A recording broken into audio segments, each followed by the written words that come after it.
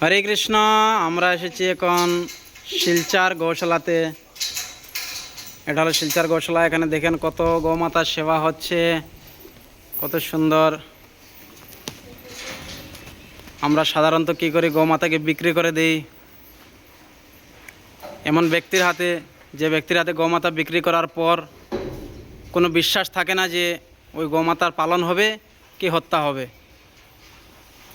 কিন্তু সে চিন্তা না করে আমরা কি করি, বিক্রি করে দিই। আমরা গৌশালাতে গৌমাতাকে দান করতে পারি না, আর নিজেও সেবা করছি না। আমরা কি করছি, অন্যের হাতে বিক্রি করে দিচ্ছি, যারা হত্যা করে। কিন্তু আমাদের এটা করা উচিত নয়। আমাদের প্রত্যেক গ্রামে গ্রামে কোনো না কোনো একটি এলাকাতে গৌশালা বানানো উচিত।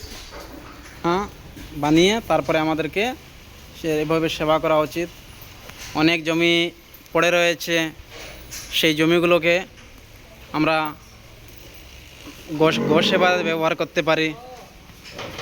আর এগুলো হলো আমাদের ভারতীয় গৌমাতা, আর এটি হলো জার্সি গৌমাতা। আসেন, ভারতীয় গৌমাতা এবং জার্সি গৌমাতার মধ্যে ব্যবধান কতটুকু দেখবেন। ওই গৌমাতাটি ঠিকমতো ডাকতেও পাচ্ছে না। আমাদের ভারতীয় গৌমাতা যখন ডাকবে তখন কত সুন্দর ডাকবে, কিন্তু ও ঠিকমতো ওর শব্দটাই আসছে না। শব্দ আসলে একবার ভিডিওটা দেখিয়ে দিবে। আর আমাদের গৌমাতা যখন ডাকে কত সুন্দর সুরে ডাকে। আর ওইটা আবার একটু বাইরে, ওইটা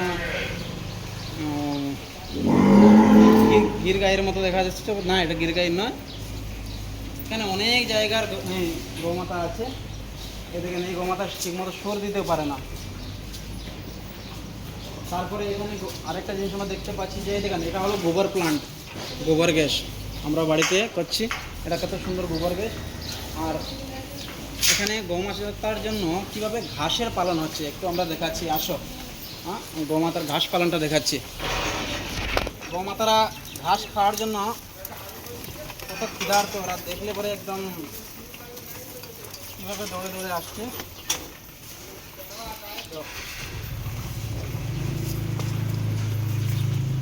আমরা অনেক জায়গায় গিয়ে অনেক টাকা পয়সা খরচ করে নিই, কিন্তু আমাদের এখানে ঘুরতে আসা দরকার। এখানে এসে শিলচর গৌশালা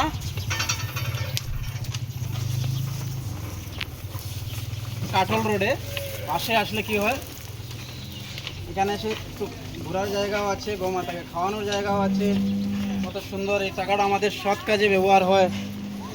চলো আরও আগে যাই। এখন ঘাস পালো না, এটা আমরা ওই দিক থেকে গিয়ে তারপরে দেখাবো কীভাবে ওরা করছে। এখন যেভাবে আমরা ধানের চাষ করি সেইভাবেই ওরা এখানে ঘাসের চাষ করছেন। আমাদের অনেক জায়গা বেকার পড়ে রয়েছে, সেগুলোতে কিন্তু আমরা এইভাবে ঘাসের চাষ করতে পারি, করে গৌ সেবা করতে পারি। আসেন গাড়ি। এটা হলো গোবর গ্যাসের প্লান্ট। গৌমাতার কোনো একটা জিনিস বেকার যায় না, কোনো একটা জিনিস গৌমাতার বেকার যায় না। এমনকি গৌমাতা দেহ ত্যাগ করার পর সেই দেহটি অবধি বেকার যায় না। সেই দেহের যেখানে দেওয়া হয়, সেই দেহের উপরে যদি কোনো একটি বৃক্ষ লাগানো যায়, ফল ফসল যেগুলো হয়, সেটাতে কোনো অসুবিধা নেই, অনেক ভালো হয়। তাহলে আমরা কেন গৌমাতা হত্যা করব? এ দেখেন, এখান থেকে গৌমাতার গোবর থেকে এবং গৌমূত্র থেকে গ্যাস উৎপন্ন হচ্ছে।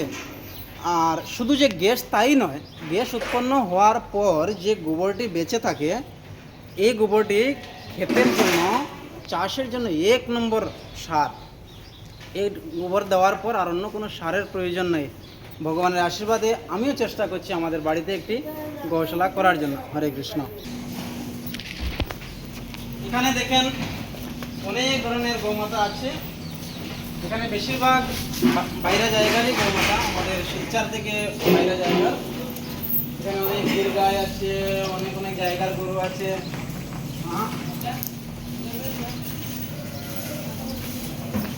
কত সুন্দর সুন্দর দেখেন, কত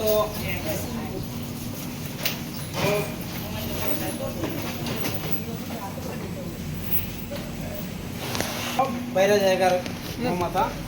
আমি মধ্যপ্রদেশে গিয়েছিলাম, মধ্যপ্রদেশে দেখতে পেয়েছি ওই যে ওই ধরন যে গৌমাতা, ওই গৌমাতাটাকে তো মধ্যপ্রদেশে আমি দেখতে পেয়েছি। তারপরে এখানে যে গির গাই,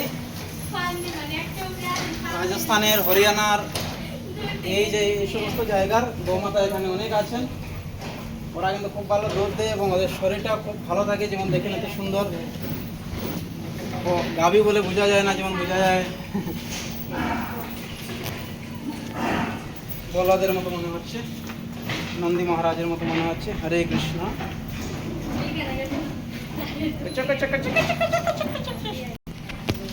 আসেন আমরা দেখাচ্ছি পিছনে আরো অনেক গৌমাতা রয়েছে।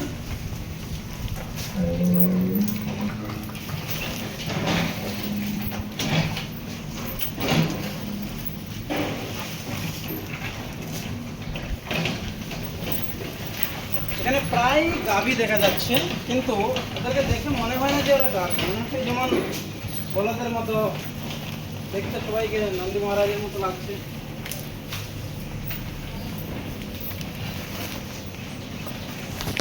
খুবই যত্ন। আর এই যে ঘাসগুলো, এই ঘাসটা দেখা,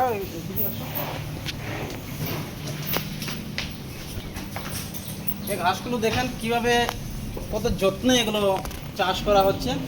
আর এই ঘাসের নিচে কোনো নমুনার ইউরিয়া ডিএপি সার দেওয়া হয়নি, এখানে পুরোপুরি জৈবিক সার। এই যে দেখেন জৈবিক সার, এই যে গোবর সারটা দেখা, এই যে গোবর সারটা দেখুন কীভাবে এখানে ক্ষুদ্রা শাকও হয়েছে। এই শাকটা কিন্তু খাওয়া আমরা সবাই পাই। আর ঘাসগুলো কীভাবে হচ্ছে দেখেন, পুরো জৈবিক সারের মাধ্যমে ঘাস হচ্ছে। আমাদের যার যার বাড়িতে জমি বেকার রয়েছে, দয়া করে অনুরোধ করে সবাই যেন জমিকে নিজে যদি ধান চাষ, ফল ফসল চাষ করতে পারেন না পারেন, তবে গৌমাতার জন্য ঘাসের চাষ করুন। বেড়া দিয়ে ঘাস লাগিয়ে দেন, ঘাস বিক্রি হবে, এই গৌশালাতে এনে আমরা বিক্রি করতে পারবো, নতুবা আমরা আমাদের এলাকাতে গৌশালা বানিয়ে আমরা সেখানে গৌমাতার সেবা করতে পারবো। হরে কৃষ্ণ। এখানে আরেকটা খুব সুন্দর সিস্টেম দেওয়া রয়েছে, জলের সিস্টেম। এখান থেকে কি হবে, গৌশালা পরিষ্কার করার জন্য জলের প্রয়োজন আমাদের, তো আমাদের গৌশালাতে জলের সিস্টেম থাকতে হবে। যে এখানে দেখুন কীভাবে পাইপ লাগিয়ে, পাইপ দেখা যাচ্ছে কি ভিডিওতে,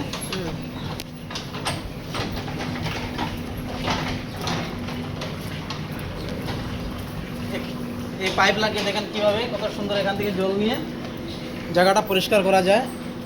গৌশালা যখন পরিষ্কার থাকবে, আমি এখানে জিজ্ঞেস করলাম যে মশার থেকে কিভাবে গৌমাতাকে বাঁচানো যায়। ওরা বলছেন যে মশার থেকে গৌমাতাকে বাঁচানোর একমাত্র একটা ফ্যান থাকতে হবে, আর নিচটা সবসময় পরিষ্কার থাকতে হবে। পরিষ্কার পরিচ্ছন্নতা থাকলে মশা কম আসে। আর গরুর যে আঠালিটা কিভাবে দেব, এখানে জিজ্ঞেস করলাম, ওরা বললেন যে শ্যাম্পু দিয়ে গৌমাতাকে স্নান করাবে, আঠালি আসে না। বা গৌমাতার সাবান আছে, শ্যাম্পু আছে, ওদের জন্য আলাদাভাবে সেটা দিয়ে স্নান করালে আর তখন আঠালিটা গৌমাতাকে ধরে না। তো তারপরে রুম পড়ার জন্য ওরা বলছেন একটা চিকিৎসা করতে হয়, ইঞ্জেকশন কি জানি, তো সেটা চিকিৎসা করে রুম পড়াও বন্ধ হয়ে যায় গৌমাতার।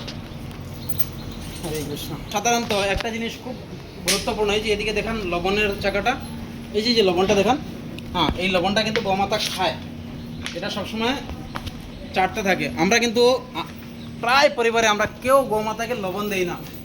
কেন লবণ দেই না? আমাদের এটা প্রচলন নাই, কিন্তু গৌমাতাকে লবণ দেওয়া খুব প্রয়োজন। লবণ ছাড়া গৌমাতার হজম শক্তিটা হয় না। তারপরে জিহ্বার জন্য, জিহ্বার চিকিৎসা লবণে করে। তাই দেখেন এই যে লবণটা, এটা গৌমাতাকে খাওয়ার জন্য দেওয়া হয়েছে। হ্যাঁ, এটা খেয়ে নিয়েছে তাই খাচ্ছে না। হরে কৃষ্ণ। এই দেখেন, এই দেখেন এরকম একবার চাটবে, লবণটা চাটলে ওদের জিহ্বাটা ভালো থাকে, তারপরে পেটে হজম শক্তিটাও বাড়ায়। আর লবণের মধ্যে সন্দক লবণটা বেশ ভালো হয়। হরে কৃষ্ণ। এই যে দেখেন, ওকে বলে গির গাই। গির গায়ের মাথা সাধারণত এভাবে থাকে। এটা আমাদের এখানে শিলচরে না, এটা রাজস্থানের স্পেশাল। দেখেন এটা অনেক ভালো। এটা হলো নন্দী মহারাজ। হরে কৃষ্ণ, হরে কৃষ্ণ। কেন হরে কৃষ্ণ। চলো কিছু করে না, ওটাই তো।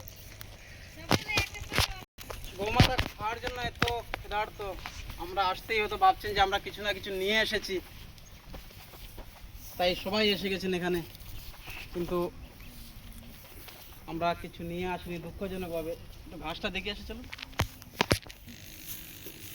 ভালো করে দেখা যায়। হরে কৃষ্ণ। এই দেখেন, এদিকে দেখেন, এই যে দেখেন জৈবিক সার কিভাবে, ওই সারটা যখন আমরা হাতে নিব, দেখেন একদম ময়েশ্চার, কত ভালো জিনিসটা হাতে নিতে কত ভালো লাগে। দেখেন একদম কিভাবে হয়েছে, এই জিনিসটা যখন মাটির নিচে যাবে তখন মাটিকে ঠিক এইভাবেই ঢিলা করবে, তখন এখানে যে কোনো ফসল হবে। দেখেন এই যে ঘাসগুলো হচ্ছে, এখানে কোনো নমুনার রাসায়নিক সার নাই, কোনো নমুনার ইউরিয়া ডিএপির নামে যে বিষ, সেই বিষটা এখানে দেওয়া হয়নি। এইভাবে জৈবিক সার দিয়ে এত সুন্দর গৌমাতার জন্য ঘাস উৎপাদন করা হচ্ছে। দেখেন এখানে একদম শুধু এক জায়গায় নয়, দেখেন পুরো একদম লাইনে গোবর দেওয়া হয়েছে। কত সুন্দর বেগুনের গাছও হচ্ছে এখানে, দেখেন ফসলও হচ্ছে সুন্দর। এই যে টমেটোর গাছ এখানে হচ্ছে না, আর এই যে এটা কি লঙ্কা, কাঁচা লঙ্কার গাছ, হ্যাঁ এটা কাঁচা লঙ্কা। ওখানে আম হচ্ছে, এখানে একটা সুন্দর ফুল হয়েছে, কি জানি ফুল। আর ঘাসগুলো এত সুন্দর হচ্ছে দেখেন, এটা তো এখন কেটে নেওয়া হয়েছে, তাই ছোটো ছোটো। জায়গাটাকে কত সুন্দর সদ উপভোগ করা হচ্ছে, জায়গার সদ ব্যবহার। হরে কৃষ্ণ। গৌমাতাকে যেখানেই রাখা হয় জলের সুব্যবস্থা সর্বদা দিয়ে রাখা উচিত। এই দেখেন এখানে জলের কিভাবে সুব্যবস্থা দেওয়া হয়েছে। এই যে এখানে জল আছে, এখানে পাইপ আছে, জলের কখনো অভাব পড়বে না। এখান থেকে জল আসে, পাইপটা খুলে দিলে জল আসবে। ট্যাঙ্কি কোথাও না কোথাও লাগিয়ে রাখা হয়েছে। হ্যাঁ ওই উপরে আছে ট্যাঙ্কিগুলো, ওই যে উপরে ট্যাঙ্কিগুলো আছে না, ওই যে উপরে দেখো ট্যাঙ্কি। হ্যাঁ অটোমেটিক পাইপলাইন করে দেওয়া হয়েছে, এখানে জল আছে।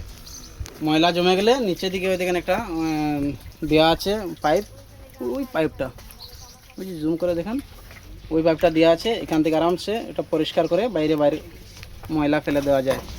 কত সুন্দর সিস্টেম, এভাবে করা দরকার। হরে কৃষ্ণ। হরে কৃষ্ণ। এই যে আমি বলেছিলাম যে এটা শুধু গ্যাস নয়, গ্যাস হওয়ার পর যে গোবরটা বেরোবে, এই যে বেরোচ্ছে গোবর, এটাকে ইংলিশে স্লারি বলে। মানে গ্যাস জমার পর ট্যাঙ্কি ভরে যাওয়ার পর যেটা বেরোচ্ছে, এটা হলো এটা। এখান থেকে উঠিয়ে ডাইরেক্ট চা খেতে দেওয়া যায়, এটাতে আর কিছু করতে হয় না। এত সহজে আমাদের সার উৎপাদন হয়। কত সুন্দর ফুল হচ্ছে, কত সুন্দর কিছু হচ্ছে, ঘাসগুলো হচ্ছে। চলো দেখি আর। হরে কৃষ্ণ। একটা দুঃখজনক বিষয়, এগুলো দেখে আমার মনে হচ্ছে যে এটা কি জিনিস, কিন্তু এটা দেখছি কি নিউট্রি মিল, দেখে আমার কেমন একটা সন্দেহ আসছিল। কিন্তু হঠাৎ চোখ পড়লো যে একটা ব্যাগ এখানে ছেদা আছে। এই দেখেন, এটা দুঃখজনক বিষয় আমাদের, বিশেষ করে আসামবাসী, বিশেষ করে শিলচরবাসীদের। কারণ আমাদের এখানে সর্বদা বৃষ্টি হতে থাকে, আমাদের জলের অভাব নেই, আমাদের মাটির কোনো দারিদ্রতা নেই। হ্যাঁ মাটির দারিদ্রতা মানে এটাই যে মাটি অন্য অন্য জায়গাতে, যেমন রাজস্থানে অনেক জায়গা দেখেছি মাটি প্রায় বালু, মহারাষ্ট্রতে অনেক জায়গা দেখেছি মাটি প্রায় পাথর, কিন্তু আমাদের এখানে এরকম কিছু নেই। আমরা যে কোনো পাহাড়ের উপরে জায়গা সমান করে চাষাবাস করতে পারবো। আমাদের এখানে যথেষ্ট মাত্রায় বৃষ্টি আছে, মাটি অনেক ভালো আছে, মসৃণ মাটি আছে, কিন্তু তারপরেও আমাদের আলস্যতার কারণে এই যে দেখেন এগুলো পুরো ঘাস, এই ঘাসগুলো বাইরে থেকে এসেছে। নিউট্রি মিল বলে একটা আছে, দেখেন এই যে ঘাসগুলোতে দেখি কত গন্ধ কেমন করছে। দেখেন এই ঘাসটা গোমাতায় কীভাবে খাওয়ানো যায়। এটা ঘাস না গোমাতাকে খাওয়ানি লাগে। হ্যাঁ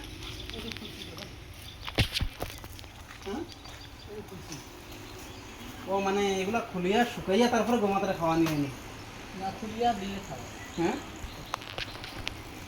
এই গন্ধ হওয়ার পরেও খাইলায়। এটা ঘাসগুলো আয়া কই থেকে? বিহার থেকে। দেখেন কত দুঃখজনক বিষয় যে বিহার থেকে আসছে শিলচরে গৌমাতাকে ঘাস খাওয়ানোর জন্য। এত সুন্দর ঘাসের পার্সেল হচ্ছে। আমরা এই শিলচরে কি বানাচ্ছি আর কি এক্সপোর্ট করছি, কি বাইরে বিক্রি করছি। যেহেতু আমাদের অভাব কিছু নেই, প্রাকৃতিক অভাব কিছু নেই, এইভাবে পার্সেল বাঁধে। আমি তো প্রথমে হয়তো ভাবছিলাম যে গৌমাতার জন্য কিছু সার টার কিছু হচ্ছে, বা এখান থেকে হয়তো সার উৎপন্ন করেছে ওরা বিক্রি করার জন্য। আমি প্রথমে দেখে আমার মনে মনে এটাই হচ্ছিল, কিন্তু এখন যখন দেখতে পাই যে এটা তো ঘাস, ওই এটা ছেদা ছিল, যে ছেদা থেকে বাইর করে দেখতে পাই ঘাস। তখন উনি বলছেন যেগুলো খুলে কীভাবে খুলে খাওয়াচ্ছে দেখিয়ে দাও।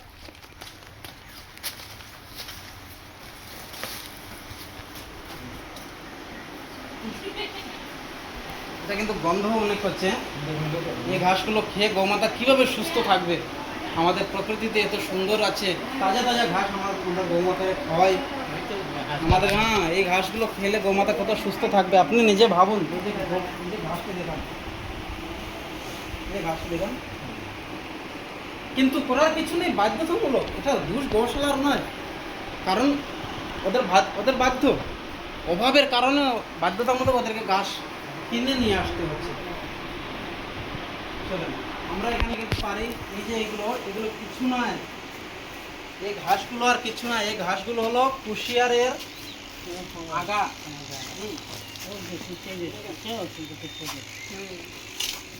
এই ঘাসগুলো কিছু নাই, এগুলো হলো কুশিয়ারের পাতা। কুশিয়ার বাগান যেখানে করা হয়, কুশিয়ার বিক্রি করে দেওয়া হয়, তারপরে কুশিয়ারের যে চোষা বেঁচে থাকে, তারপরে কুশিয়ারের যে পাতাগুলো, এই পাতাগুলোই শেষ মুহূর্তে মিলে কী করা হয়, কুটে তারপরে এগুলো গোমাতায় খাওয়ানো হয়। এটা আর কিছু নয়, আমরা সবাই পারি, আমাদের এখানে অনেক জমি আছে, কুশিয়ারের বাগান আমরা আরামসে করতে পারি। এই দেখেন, আপনি একবার ভাবুন যে এই ঘাস, এই প্যাকেটের ঘাসগুলো গৌমাতাকে খাওয়ালে গৌমাতার সুস্থতা কতটুকু হবে, আর এই ঘাসগুলো খাওয়ালে গৌমাতার সুস্থতা কতটুকু হবে। দেখেন এত সুন্দর ঘাস, ওটা খাওয়ানো ভালো কি ওটা খাওয়ানো ভালো, আছে তো ওইটাই, কিন্তু যেখানে কুশিয়ারের চাষ হচ্ছে সেখান থেকে এগুলো ঘাস এখানে বিক্রি হচ্ছে, আমরা সব কিছু ক্রয় করে খাচ্ছি, আমাদের এখানে চাষাবাস কিছু হচ্ছে না। হরে কৃষ্ণ। এটা হলো ঘাসের মেশিন, এটা হলো মানে ঘাসকে গুঁড়ো করার মেশিন। এই মেশিনটা আমি একবার পুনেতে দেখেছিলাম, মহারাষ্ট্রতে, অনলাইনে, মানে এটার রেট মোটামুটি 30-35 হাজার টাকা পড়ে। আর এটাও একটা মেশিন, এটা একটা বড়ো মেশিন, এটা মোটামুটি প্রায় 50-এর আশেপাশে হয়ে যেতে পারে। তবে এই মেশিনটা আমার মনে আছে, আমি এটার দাম করেছিলাম পুনেতে, আমি নিয়ে আসার জন্য 30-35 হাজার টাকা দাম হয়ে যায়। এটা কিন্তু অনেক সহজে ঘাস গুঁড়ো করে দিয়ে, এই দেখেন ওরা ঘাস পরিশ্রম করছে বলে কত সুন্দর ঘাস উৎপাদন করতে পারছেন। আর এই ঘাসটা কিন্তু অনেক লাভজনক। লাভজনক কি, আমি এই গৌশালা কেন দর্শন করতে এসেছি, কারণ আমি ভাবছি কীভাবে গৌমাতার সেবা করা যায়, আমাদের এত অভাব কেন হচ্ছে, গৌমাতা কেন আমরা সেবা করতে পারছি না, সেই সমাধানটা পাওয়ার জন্য আমি এখানে এসেছি। এখানে এসে দেখলাম যে এই যে ঘাস, এই ঘাসটা একবার লাগিয়ে দিলে আর মানে বেশি পরিশ্রম কিছু করতে হয় না, শুধু দেখেন ওরা এখান থেকে কেটে কেটে নিচ্ছেন, আর তারপরে কি করবে, আবার নিচে ওই যে গোবর গ্যাসের ট্যাঙ্কির থেকে স্লারিগুলো এনে একবার নিচে ঢেলে দিবেন, তখন কি হবে, আবার অটোমেটিক এই যে নতুন ঘাস হয়ে উঠছে, একদিক দিয়ে কেটে যেতে থাকবেন, আরেক দিক থেকে ও ঘাস উঠতে থাকবে। তো মোটামুটি আশা করি 1-2 বিঘা জমিতে যদি কেউ এরকম ঘাস করে, তাহলে আশা করি 2-3টা গাভী আরামসে পালতে পারবে। আর 2-3টা গাভী পাললে ওর দুধে মেঘলা মোটামুটি একটা পরিবার চলে যেতে পারে সুন্দর। তাই আমাদের ওটাই করা উচিত, জমিকে বেকার ফাল ছেড়ে আর ওইদিকে কাজে না গিয়ে। হরে কৃষ্ণ। হয়ে গেল আমাদের গৌশালা দর্শন, এখন আমরা চলে যাচ্ছি। একবার পুরো গৌশালাটা ঘুরিয়ে দেখিয়ে দেন, আস্তে আস্তে জুম না। হরে কৃষ্ণ, চলো। কীভাবে কাটছে থেকে, এভাবে ঘাসগুলো কাটা হয়, দেখেন কত সুন্দর ঘাসগুলো এভাবে কাটা হয়, কেটে গুঁড়াটা ছেড়ে দেওয়া হয়। গুঁড়াটা ছেড়ে দিলে কি হয়, আবার এটার থেকে নতুন ঘাস হয়ে ওঠে। আর এই কাটার পর একবার ওই গোবরগুলো ছিটিয়ে দিলে, ওই যে গোবর ছিটানো হয়েছে দেখেন, এই যে নিচে দেখা যাচ্ছে পুরো গোবর দেখা যাচ্ছে। চলো, হরে কৃষ্ণ। দর্শন করলেন আপনারা গৌশালা। তবে এই যে এত সুন্দর গৌশালা বানানো, এটা সবার ব্যক্তিগত ক্ষমতা নাই। আমাদের এখানে কি করতে হবে, এই যে আমি বোর্ডটা দেখে অনুভব করতে পেলাম কত সুন্দর, এখানে লেখা আছে শ্রী দীপায়ন চক্রবর্তী। হ্যাঁ, কেউ জানি উনি এমএলএ না, হ্যাঁ, অনারেবল এমএলএ শিলচর। হ্যাঁ, তো এখানে কিন্তু একটু সরকারের অনুদান হলে ভালো হয়। তো সব জায়গাতেও তো এরকম এমএলএ আছেন, তো প্রত্যেক এলাকার এমএলএ যদি এরকম একটি গৌশালার জন্য সহায়তা করেন, সবাইকে সাহায্য করেন, একটু গৌশালা বানিয়ে দেন, তাহলে অনেক ভালো হয়। আমাদের গৌমাতার রক্ষা হবে, আর গৌমাতার রক্ষা হলে আমাদের প্রাকৃতিক রক্ষা হলে আমাদের সবাই উন্নতি হতে থাকবে। তো আমরা যে যেখানে থাকি না কেন, আমাদের যে এমএলএ আছে, আশা করি মন্ত্রীদেরকে একটু আমরা এই আশাটা চাইতে হয়। আমরা সবাই গিয়ে ব্যক্তিগত চাকরি, ব্যক্তিগত এটা ওটা চেয়ে নিই, কিন্তু আমাদের প্রকৃতির জন্য, যেটা আমাদের মূল গাছের গোড়া। ঠিক আছে, তাহলে আমাদের এলাকাতে যে যে এরকম আছেন এমএলএ, নেতা মন্ত্রী, যে আমরা ওদের কাছে যাই ব্যক্তিগত স্বার্থ চাইতে, তো ব্যক্তিগত স্বার্থ না চেয়ে আমরা কিন্তু এইভাবে চাওয়া দরকার, কারণ এটা হলো আমাদের সবার গাছের গোড়ায় জল সার দেওয়া। আর ব্যক্তিগত যদি চাই তাহলে সবাই গাছের গোড়ায় জল সার হবে না, শুধু আমারই গোড়ায় জল সার হবে, তারপরে ওটাও কিন্তু কাজে লাগে না, অবশেষে বেকার হয়ে যায়। আর যদি এইভাবে একটি প্রতিষ্ঠান চাই তাহলে এটা কি হবে, পুরো সবাই গাছের গোড়ায় জল সার দেওয়া হবে। এখানে ভগবান সন্তুষ্ট থাকবেন, গৌমাতার রক্ষা হচ্ছে, গৌমাতার সেবা হচ্ছে, প্রাকৃতিক উন্নতি হচ্ছে। এখান থেকে যে সার যাচ্ছে এটা কি জৈবিক সারের মাধ্যমে চাষাবাস হচ্ছে, দুধ আমরা যে শুদ্ধ দুধ পাচ্ছি সেই দুধটাকে আমাদেরও ভালো হচ্ছে, নয়তো প্যাকেটের দুধ খেয়ে অনেক কী বলবো আর এটা কত কত যে রোগ হয়। হরে কৃষ্ণ, সমাপ্ত করলাম। যদি কোনো শব্দ আমার দ্বারা ভুল উচ্চারিত হয়েছে তাহলে দয়া করে আমি ক্ষমা চাই, সবার কাছে ক্ষমা করে নেবেন। হরে কৃষ্ণ।